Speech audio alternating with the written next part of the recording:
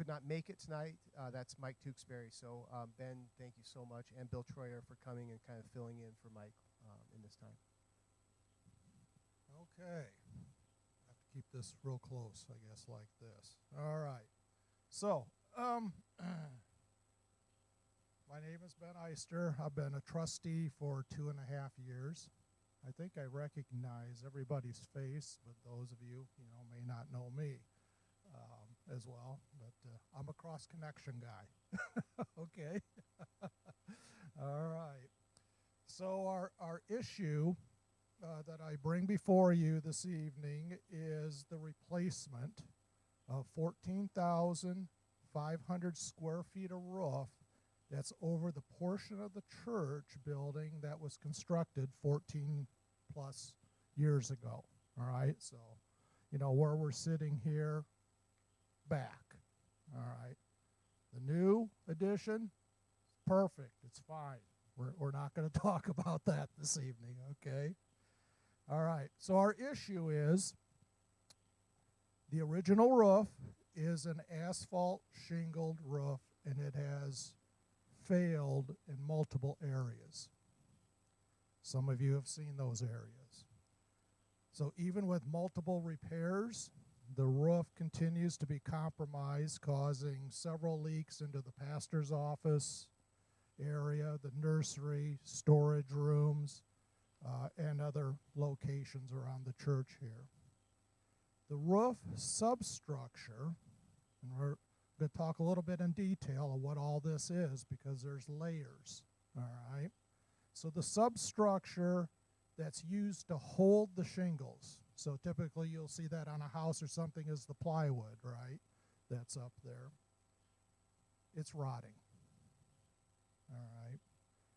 And there's a layer of insulation underneath that substructure of that plywood or particle board. And in some places, that insulation is absorbing the moisture. And that's the leaks from the rainwater and the snow melt. So our roof, as I said, 14 plus years old, but really has a deterioration of a roof that's 25 plus. Okay, so not good in this case. We've worked on the repairs.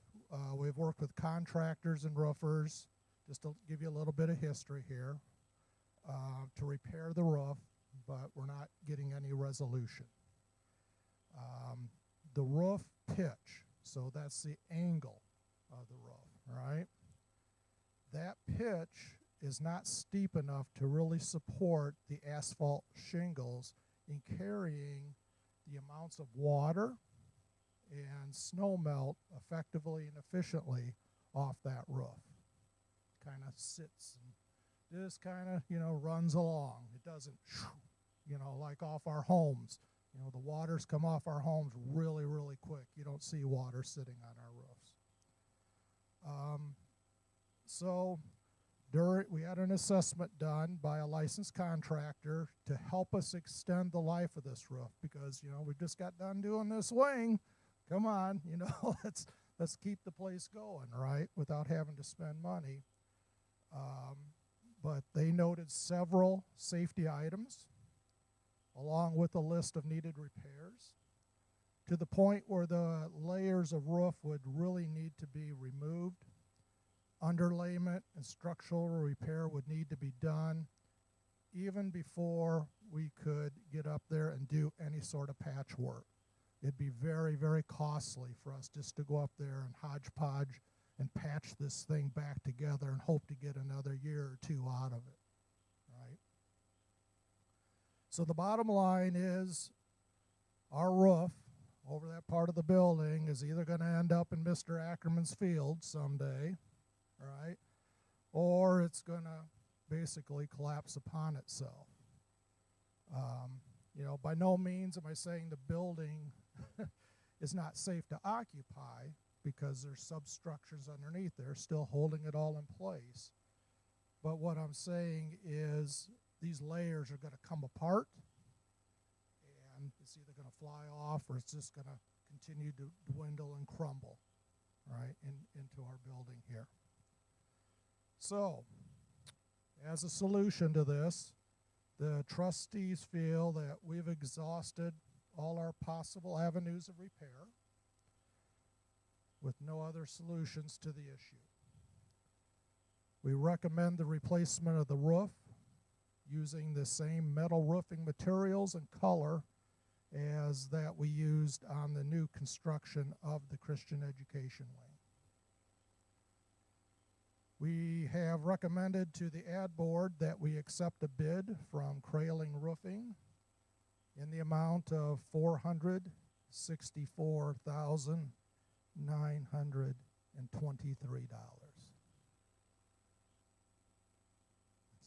It's more than the change I got in my pocket. All right. The ad board has agreed with our recommendation, and just as a note, bid 2 was about $100,000 more. They're not cheap, these steel roofs, or any roof on a building this size. So let's think of the benefits of doing this. All right. Other than the obvious of stopping the deterioration of our current building, which is very beautiful, and we really don't want to continue to destroy the inside of our building with a leaking roof. This new, better roof will come with a 20-year metal roof warranty with a life expectancy of 40 to 70 years. So it's a long time. And metal roofs have become a lot more popular these days. Data, I looked up some data on the internet, talked with some people, insurance agents or adjusters, I guess I should say, and they're saying, 50 years is pretty typical for a metal roof these days. So, it gives us an extension beyond when, probably a lot of us will even be here. It is what it is, yeah. Okay, so the contractor, Kraling, in their bid, they will use a fastening system for commercial roofs in high wind areas. I think we all agree we're in a high wind area, right? So that's a real plus for us. Just look at the garage out there and the shingles that are off the garage that we continue to put on every single year, right? They will mechanically seam all the panels to ensure a watertight seal. So it'll come in sections. They have a mechanism to go about sealing them. They'll install a new snow retention system. Why is that important? Metal roofs are slippery. Snow builds up, it can come flying down in a hurry. There's ways to mitigate that, break it up so somebody doesn't get covered in snow walking into the building, right, on Sunday. They'll put up new vapor barrier, which is very important. We've been talking about the water and everything, and moisture is bad, so we want a new vapor barrier. They'll repair and replace any damaged substructure. And what I mean by substructure would be if you go in the gymnasium and you look, if you see a metal grid on that, that's part of the roof substructure. Thankfully, we're not into that we can see. But it's all going to come off, and we're going to see what we find underneath. They'll replace the insulation along with new downspouts, trim work, and sill flashing. So those typical things that you would normally get when you have a new roof put on your home or a building. So I've said a lot. I'm sure there are questions, but before we open up the floor for those questions, I would like for Rod to lead us through how this can be accomplished financially. Thank you. Still on? So a lot of people have been talking. This close? Okay. A lot of people have been talking about this for a long time, It's involved the trustees, the finance committee, and the ad board. So would you raise your hands if you're on any of those committees? You've done a lot of work, and it's much appreciated. Our finance chair is not here tonight. His circumstances are much better than Mike's. He's on a fishing trip somewhere in Minnesota. And I'd also like to thank Daryl for putting together some financial information for this meeting. As we think about why we're here, I thought about why I'm here. I'm not here just as chairman of the ad board, but I'm a 35-year member, as are a lot of you, or longer. So people have a vested interest in the building. And before I get into a little more of the presentation, I wanted to think about an analogy. In the 1600s, there was a German folk song developed, and the main characters were Henry and Liza. And you may remember that Henry said to Liza, "There's a hole in the bucket." And Liza was quite forward and said, "Well, Henry, then fix it." And if you know the whole song, Henry never really got it fixed. But here we are today, and we said, "Hey, conference, we have a hole in the roof," and they said, "Well, you guys fix it." So here we are. That's our job. So as the ad board and finance committees talked about this, we had two goals. One goal is, hey, we got to replace the roof. The second goal is simply to make sure that whatever we do, we support the building fund now on an ongoing basis. Support the building fund now on an ongoing basis, and serve the congregation as well as we can. I'm not sure what's behind me.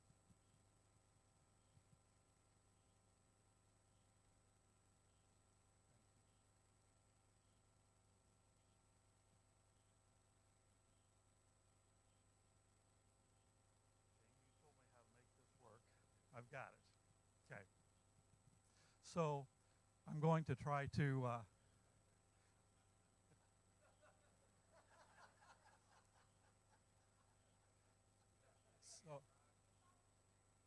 yeah, thank you. Whatever, I'm sorry. But I may borrow this and take it home because my cat would love it. But seriously, we are blessed because financially we're in a position to deal with the problem. A lot of churches may not be able to say that. So our church has, at the end of April, in different funds, about $700,000, plus another 96 or 7 that's restricted in use. So we have about $800,000. The current cash need is $186,000 for a down payment. Ben provided the number of the quote from Kryling. We have to put 40% of that down to get them to order materials to replace the roof. The biggest problem is the lead time on the materials is something like 20 or 30 weeks. So there's a good chance that the materials will be ordered, fabrication will begin, and we may not see those materials until late in the year or even next spring. So the timing of replacing the roof is not right away. So over the period of a couple years, maybe 15 months, we have to make the 40% down payment of $186,000 and another payment upon completion of approximately $300,000. So we looked at where the cash is located. The greatest amount of cash we have is in the building fund, which is $385,000. We're fortunate to have some funds remaining from a payroll participation, what's it called, payroll protection plan, and we have $82,000 left in there. We have a bequest from an estate of $44,000 available to us. and we have some interest earnings that are available to us to use for the down payment.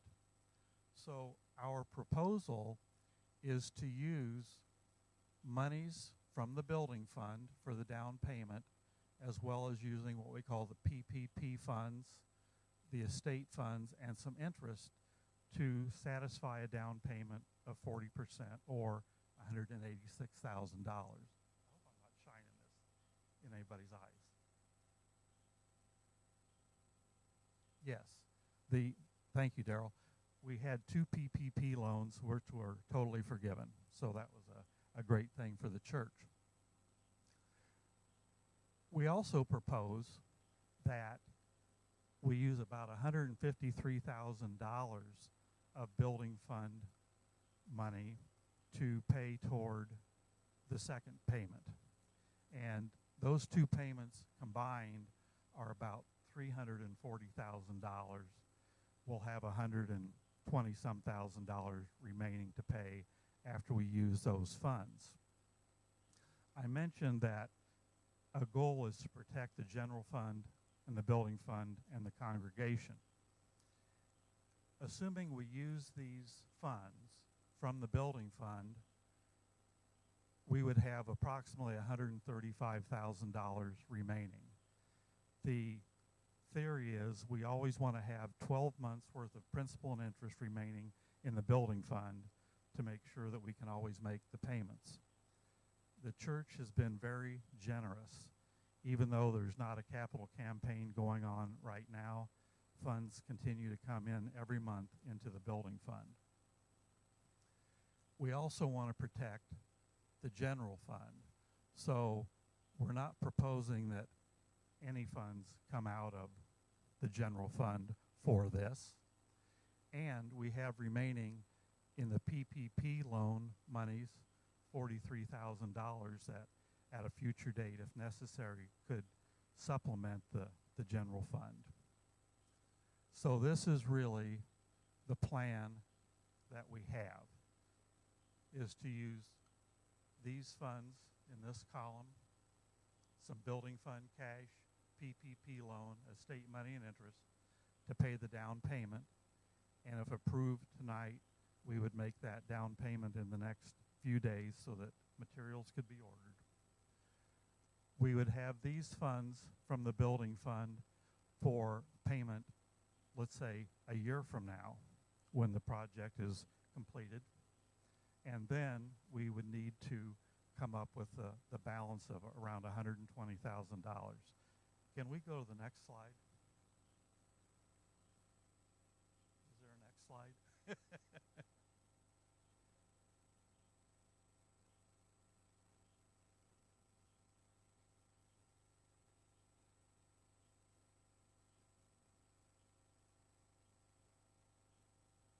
Okay. So, let me do this a different way. I have a letter from Morton Community Bank. Morton Community Bank financed the building that we're in, as well as the addition, and they essentially have bent over backwards to help us every step of the way. They are willing to continue to help us along the way to resolve the roofing problem. So they have opted to give us 2 financing methods. One is, and they would loan us up to $500,000. I hope we don't have to borrow anything, but they would loan us up to $500,000 for this project. Under one scenario, whatever we borrow would be paid back under a 5-year balloon arrangement using a 10-year amortization at 4.5%.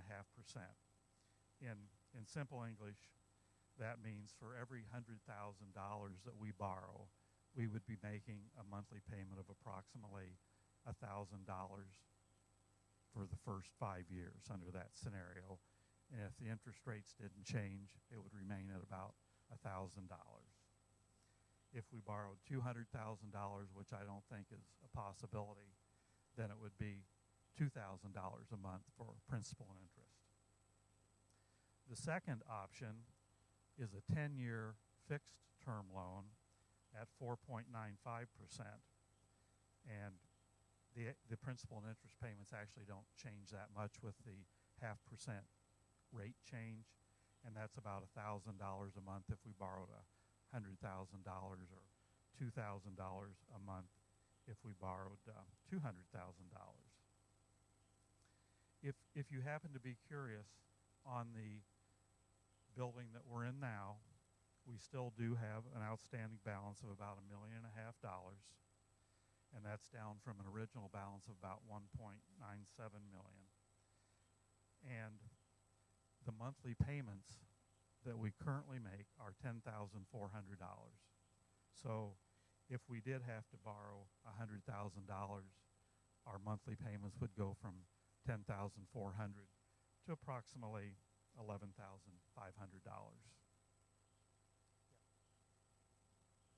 Yep.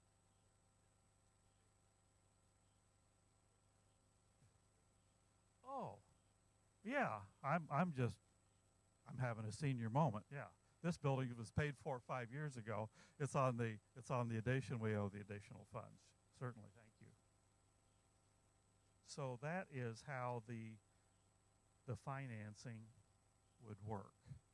And at some point, I think we're going to have a Q&A session, and I'd be glad to answer anything else.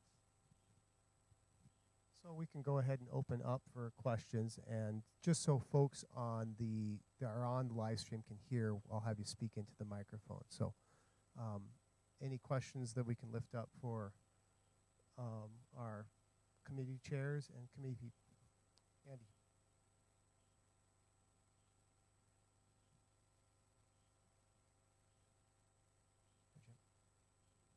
Okay, can you hear me? Okay, I have several questions. One is, how much money in a year's time does the building fund, how much money in a year's time does the building fund accumulate from donations? Does anybody know?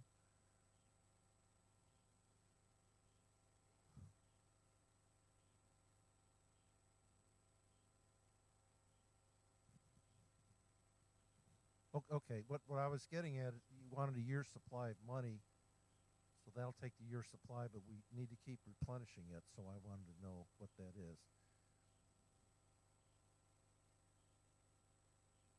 Okay, and then this is for Ben. Is the pitch of the roof on this building adequate then for steel? Okay.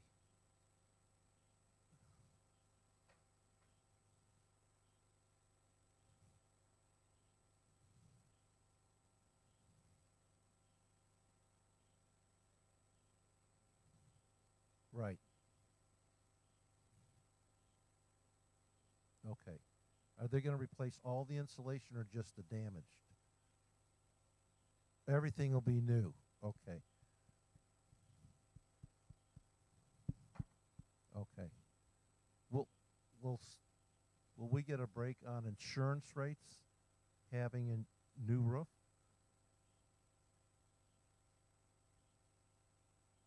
We don't know the answer to that. Okay, right.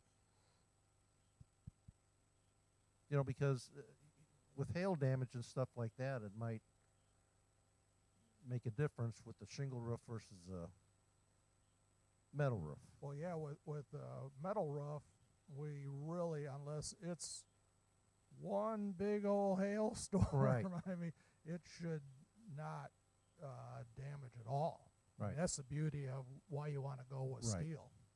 Well, maybe we could save a little money down the road is what I was getting at. Absolutely, yeah. Yeah. Yep. Okay, thank you.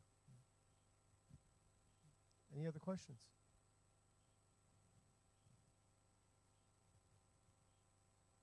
Got Joe and then Linda here. When we built this building and the addition, the requirement was we had to have a third down in cash, a third in pledges, and a third we could borrow.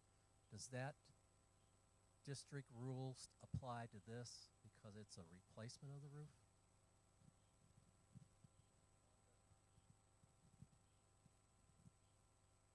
Linda?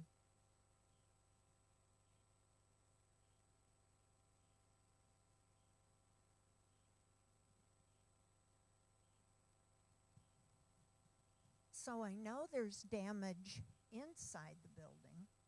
Are we currently just talking about the repair of the roof, or where are we going to get money to fix what's happened inside, where the leaks, etc., have come from? The quote is on. The quote that we have is for the roof. It does not consider the interior damage. The estimates that we've done internally suggest that might be $10,000 to $15,000 with some volunteer labor. And I think we're going to see some pictures of what that is, and it doesn't look nice, but the amount of repair is not going to be a $50,000 or $100,000 bill. Any other questions? Two here. I'm going to follow him. There's a question here. I'm just wondering how much more it would be to include the garage roof, since we have to repair it all the time.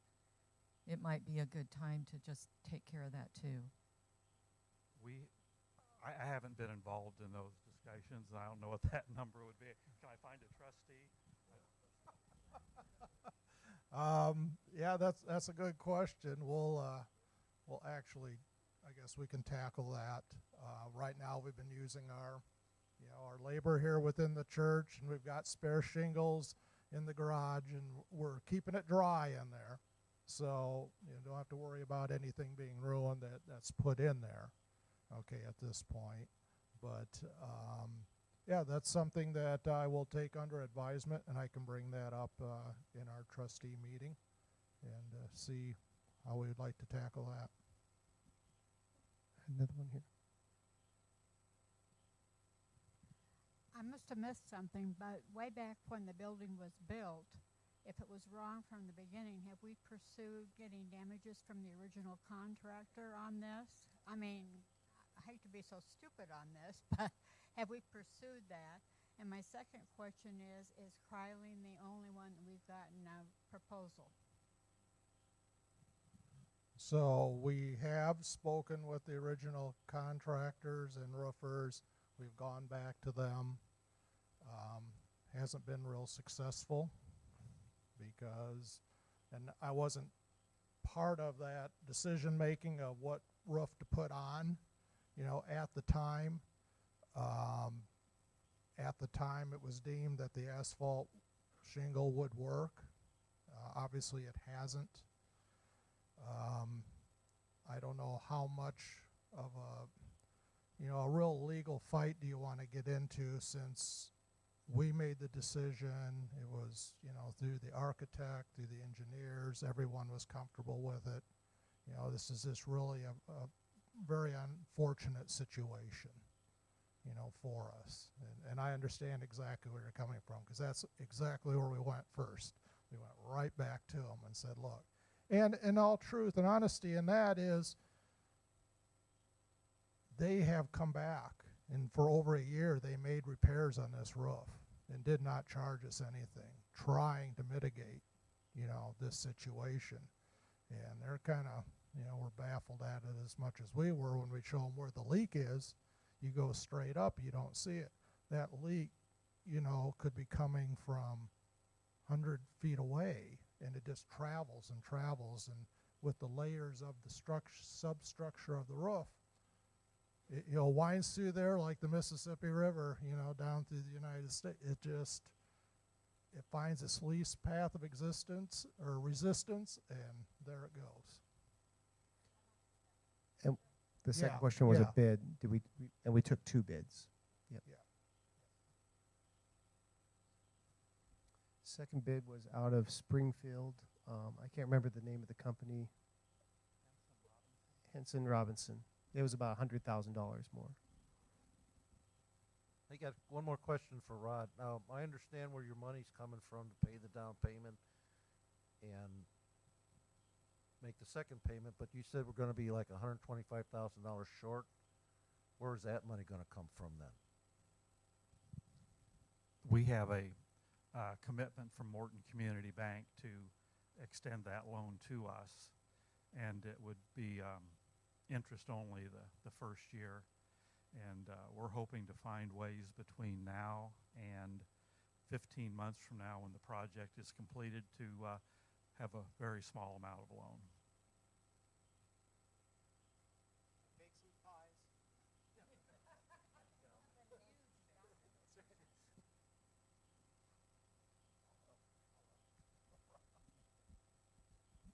So you say the steel roof in the new addition is very working very well, correct?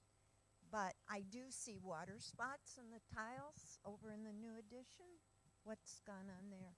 That is, from what I understand, we've had some issues with the HVAC and the condensation building up, and not the dehumidifier not working correctly. We've had them in here, oh, I can't tell you the number of times. Mike Tewksbury would know. He's been the person working with them. We believe we've got that corrected. There was believe it or not, it's all run by computers. So there's been software updates to it. We've put in a new control panel for it to help alleviate that situation. So hopefully we're not going to see that this summer.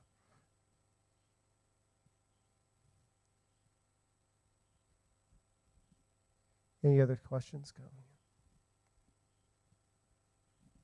So is it possible to have a capital campaign for the $125,000? Do we have to decide that tonight if we want to pursue that?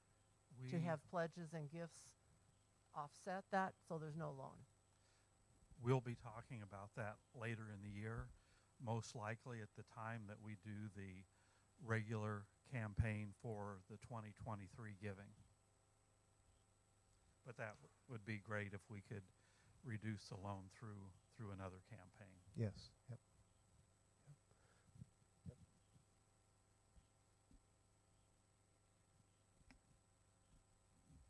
Sorry, the raiders ask a lot of questions. Once we make the down payment with Kryling, then are our supply costs locked in? Yes. Okay. That's why we want to, if we can get the approval, we make that down payment like this week or next week to lock that down, because like everything else, those costs are going to go up. Good deal. And then I'm a little confused on the financing. You mentioned a balloon. It on the two options that the bank gave us, they're both under a 10-year amortization, and if we select a slightly lower interest rate, 4.5 instead of 4.95, we can get the 4.5 if we elect a balloon payment, which essentially means refinance at the end of 5 years and be subject to whatever the interest rates would be at that point in time. Okay. The other rate, slightly higher at 4.95, locks the rate in for the full 10-year term. Okay, got it. What are you recommending? I'll probably recommend the 10-year at 4.95 for a couple reasons. One is just locking in the rate, and I think rates are going to go up a couple more times this year, maybe more, and it just guarantees what the principal and interest is going to be. Based on the history of this church, I would anticipate that we won't have a loan for very long. We've, as a church, been very generous in paying these things off. Any other questions? Okay, I might turn this over to District Superintendent to begin our voting. Thank you. Thank you to the Finance Committee and the trustees for processing this. I'm not familiar with the song, but apparently there is a hole in the bucket, and it needs to be addressed. So what we're going to do is, whenever we do any kind of a building project like this, we do a ballot vote And so if you have a pen, or if you didn't bring one, you know, your neighbor might have one, the pens and the ballots will be distributed. I believe what's written on those, Bill? Nothing, just yes or no. And you're all going to trust me to count them. And there's a lot of you here, so it may take a minute or two for me to count them. But when go ahead and we'll pass them all out, and then when you're ready, just raise them up, and somebody will come by and pick up that ballot.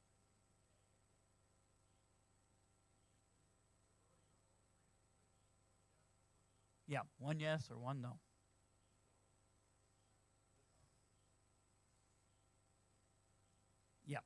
Yeah.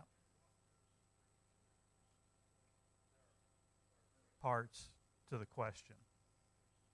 And actually, to expand a little bit on what Pastor Jim said, it's yes, no, or abstain if you so elect. But the question, and it is one question, and it is the recommendation of the ad board. But the question is, shall the Morton United Methodist Church, this is what's on the screen, use available cash funds of up to $340,000 to make a 40% down payment of approximately $186,000 of the roofing cost, and B, an additional $154,000 payment of the roofing cost upon satisfactory completion of the roofing project, and Part 2, enter into a loan agreement with Morton Community Bank as needed to pay the balance of the roofing costs at the completion of the project, where a loan would not exceed $200,000, and Part 3, authorize the trustees to take those steps necessary to complete the roofing project. So if I put it in about 5 words, I'd say, please vote your conscience to use the cash and allow the finance team to borrow as needed, and authorize the trustees to replace the roof.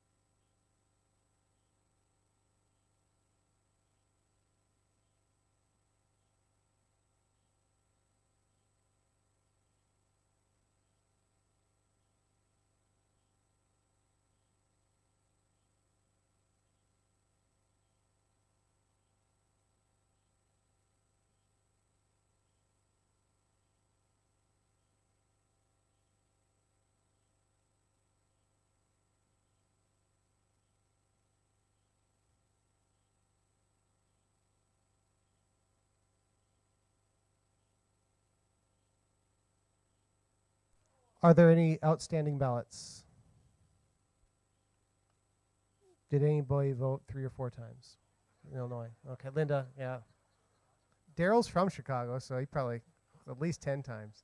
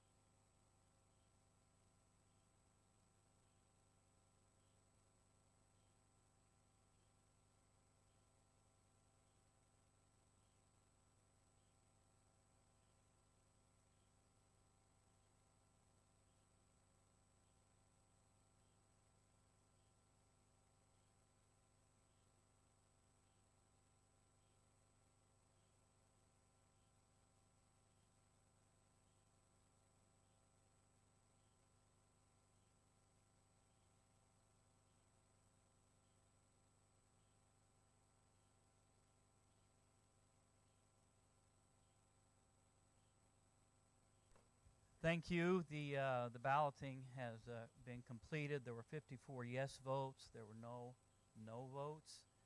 I know you're ready to get home, but let me just make sort of a closing statement.